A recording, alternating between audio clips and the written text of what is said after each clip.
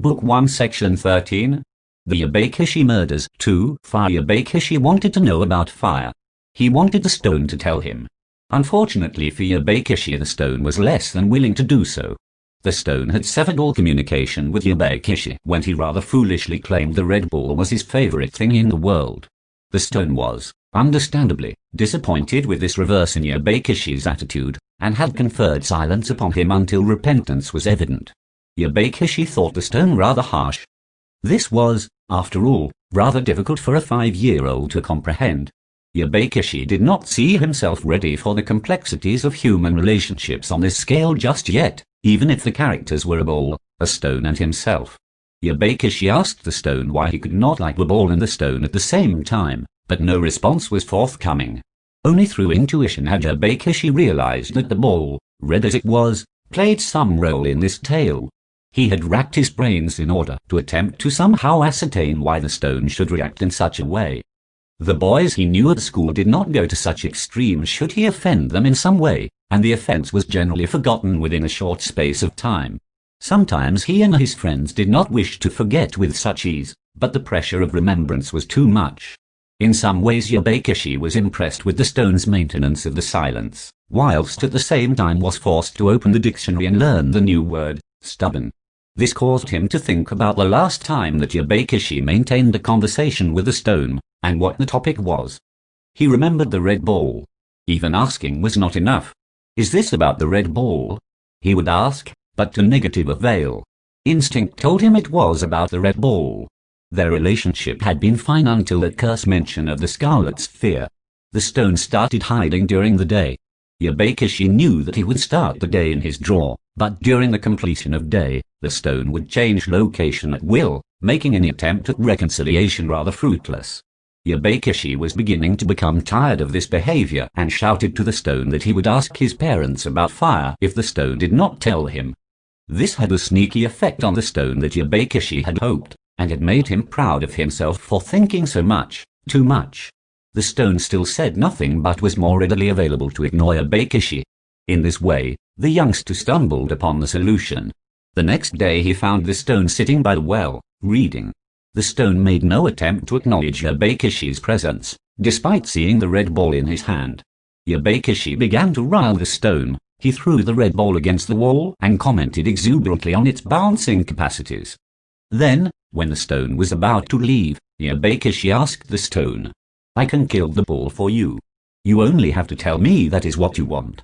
If you want, we can kill it together. Your sharp edges will be no match for the easily penetrable plastic." Yobakishi's mother was also wondering why he had stopped speaking like a 5-year-old. She couldn't, though, tell her husband how she felt, as it would make her feel rather foolish. The stone did not respond, though the little turn it gave suggested that Yobakishi was going along the right lines. "So, I have to do it all myself?" The question did not require a response.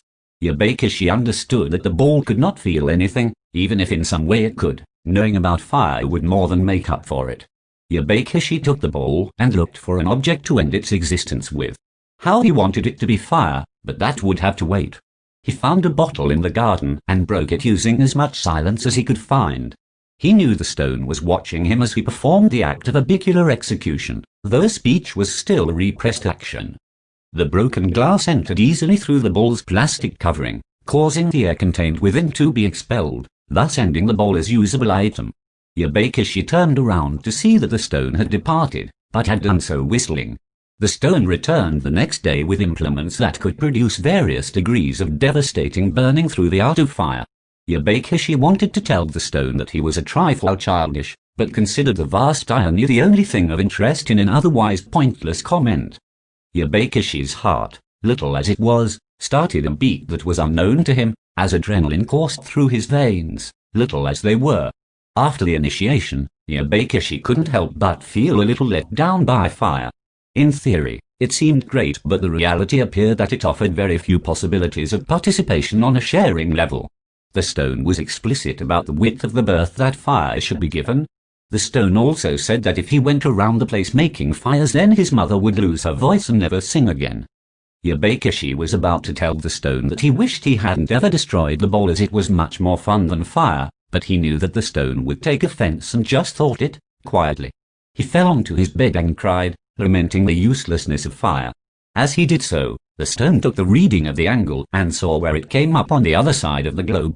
The stone thanked Yobakishi and left. On the streets of Lima, Manolo walked happily, as he did every day, to work. Despite the changes he had seen in the city, and the ongoing lack of just economic joy offered by South American cities to its residents, Manolo could not complain. He had been a civil servant since his early 20s, and despite not much changing in the 2 intervening decades, Manolo and his wife Dollars could consider their situation relatively enviable, or at least it could be a lot worse. Manolo always enjoyed the act that he could walk from his home to his place of work, thus avoiding the crowded, smelly metro. Being a fan of good and bad weather in equal terms meant he never felt distressed when the rain fell or the sun shone in his eyes. He allowed his walk to become a daily reminder of his life and memories. This, being a normal day, meant Manolo was making a daily pilgrimage past the places he had seen open, close, reopen, and change their names hundreds of times over the years. The day was abnormally hot. Manolo could not remember a day so hot. He also failed to understand how the turns that he normally would take on a daily basis, today only managed to place him further from his destination. He had a dreadful thirst on him now, which had come along as quickly as the infernal heat that hindered his progress, but the businesses that made their crust from the overpriced sale of liquids to thirsty city dwellers had closed down their shutters and thought better of their short-term profits. Manolo felt progress impossible and decided, almost subconsciously, to use the metro. He found himself at Manuel Iglesias metro station, unable to devise a suitable plan for his arrival at the desired location, although he knew that there was a stop near his place of work that he couldn't just remember the name of right now. As soon as he saw it, he would be brought back to reality and would dismount the train. His head began to ache. His thirst worsened and he felt a strange aching in his heart.